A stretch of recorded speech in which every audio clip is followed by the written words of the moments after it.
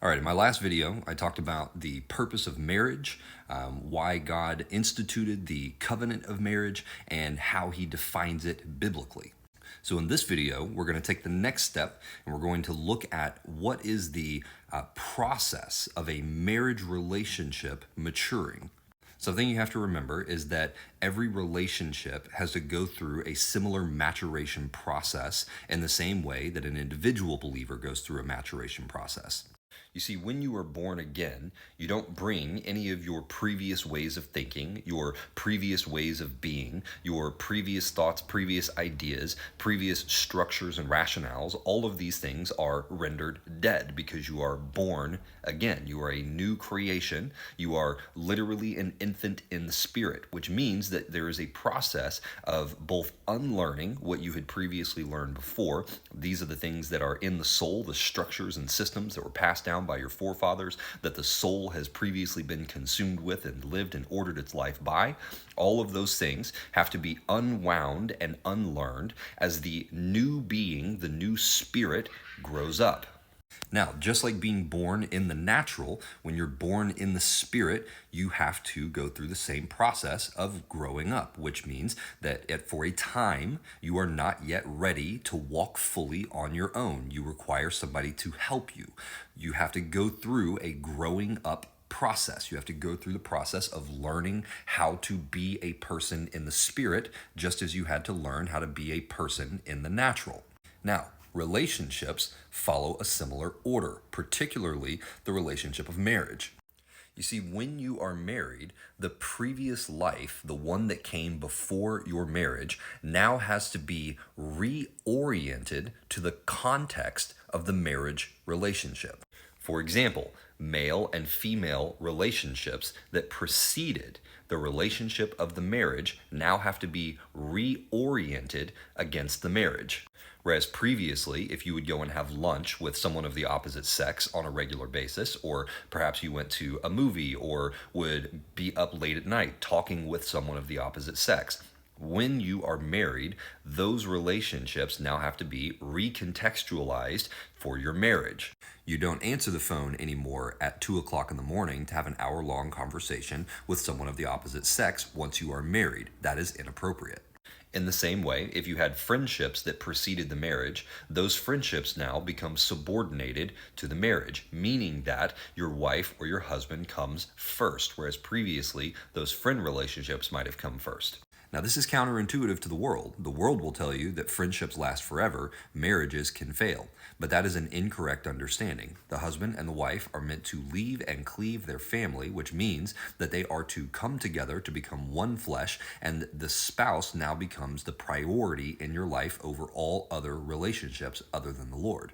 Now, I am not suggesting that you don't spend time with friends or that you don't engage in these other relationships or that the depth of those relationships has to come to some type of end. That's not what I'm saying. Don't take application from principle. I am not speaking to application just yet. Right now, we are speaking on structure and principle. And that principle is that the marriage relationship now becomes just like your relationship with Christ. So if you want to use this as an archetype, when you come to Christ, your relationship with God now becomes the central relationship that everything else in your life must recontextualize itself around. So the way that you live, the way that you think, the way that you eat, the way that you find pleasure, the way that you work, every aspect of your life now becomes reoriented around your relationship with Christ. It is the central anchor that contextualizes the totality of your life. When you get married, this now becomes a second relationship that then adds an additional recontextualization of your life. So whereas previously, if your relationship with Jesus contextualized all of your relationships, like male-female relationships, to be that I no longer sleep with the people of the opposite sex that I'm not married to, even though there may be the desire to engage the flesh in that way, I have reorchestrated the relationships that I have with people of the opposite sex as a result of my relationship with Christ, right? That's kind of your phase one. Then when you become married, there is a second recontextualization, whereas now we go a layer deeper. We move from not engaging in sexual relationships to not engaging in one-to-one relationships that would be similar to the intimate relationship that I have with with my spouse, right? So my spousal relationship has a level of intimacy to it beyond the sexual relationship that should not be replicated in other male-female relationships, because that is out of order. And so now there is a second recontextualization of the relationships, and even just the way that you order your life, right? Like previously, if I wanted to just get up and walk out the door and go hang out with my friends, I would go do that without talking to anyone. There was no one in my life that I owed any type of obligation to tell them that I was getting ready to leave. But when you become married, you now have an obligation to your marriage, okay? Not to your partner. I want to be very clear. This is about structure, not people. So you have an obligation to the marriage covenant to treat your spouse with a level of respect where you now consider their feelings and their needs and the needs of your household. Okay, you consider the needs of your household above your own needs and desires and wants before you go and execute on the things that you want. So previously, you had no responsibility at a relational level. Now you have a responsibility at a relational level that recontextualizes a second time the way that you orient yourself to your life. Okay, so with that sort of framework and structure in place, now understanding that that the marriage is a second relationship that we must recontextualize our life through and against, now we can begin to get into what exactly is the structure of marriage. Why did God put structure to marriage? What is its purpose, its utility, and what are the different roles that each person plays in the marriage? The man has a role and a function, just like the woman has a role and a function. So what are those roles and functions? And then we can dice up some of the the stuff that nobody likes to talk about, and we'll get into some of those matters as well.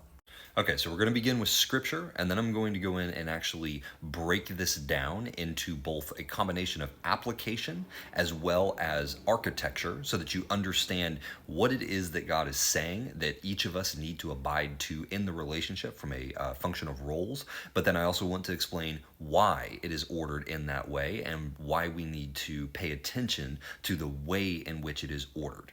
Now, there are multiple scriptures that address this, but I'm just going to use the one in Ephesians for right now, because the purpose here is simply to lay out some framework.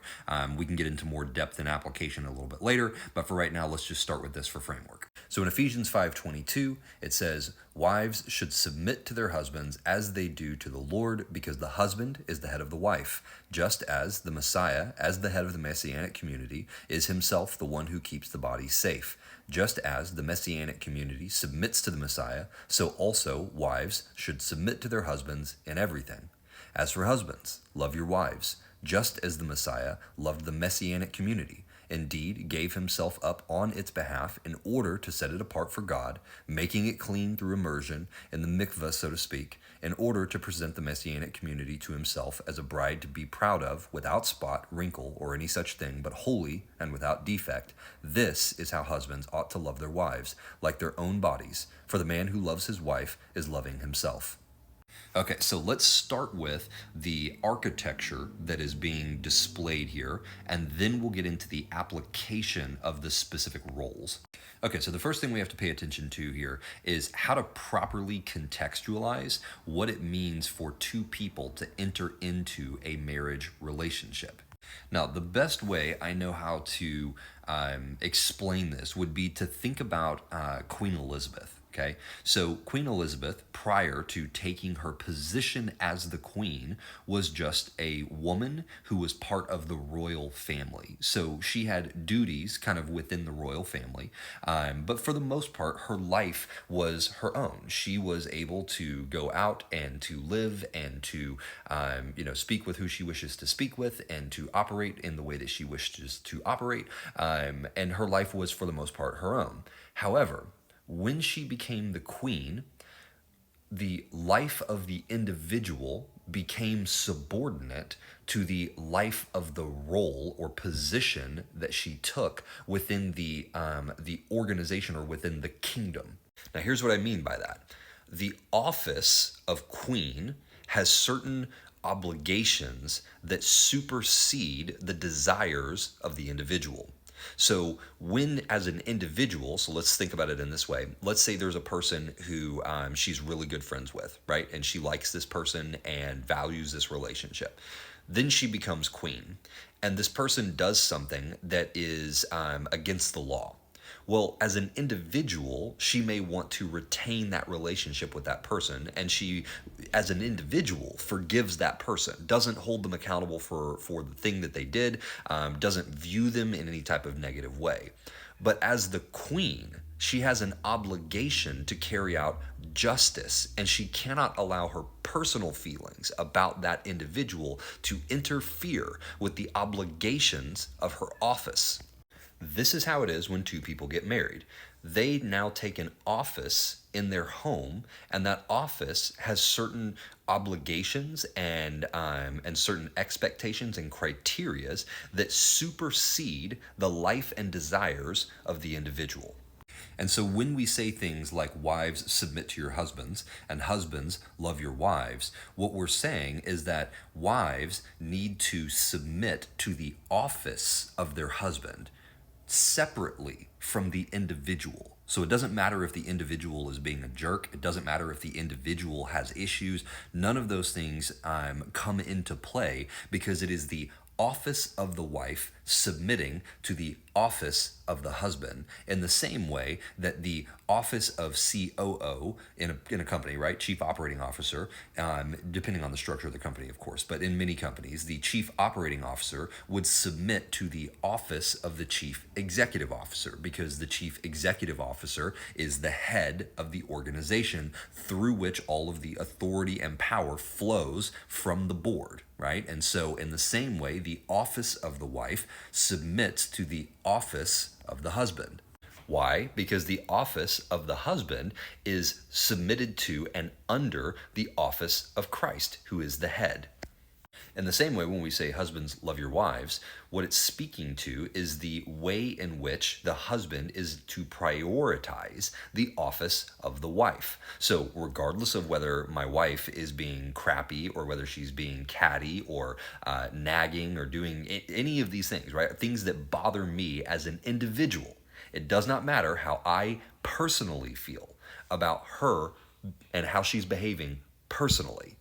I have a responsibility in my office to treat her office with self-sacrificial love.